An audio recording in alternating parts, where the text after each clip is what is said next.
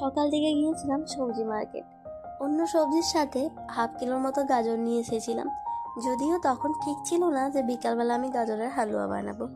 যাই হোক, অনেকটা টাইম বসেছিলাম, টিউশন ছিল, একটু লেট করে ভাবলাম যে একটু বানিয়ে নিই।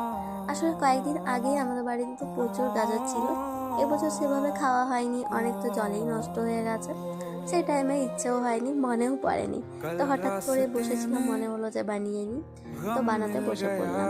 নর্মালি সেরকম তো জিনিসপত্র লাগে না যে বাইরে থেকে কিছু আনতে হবে।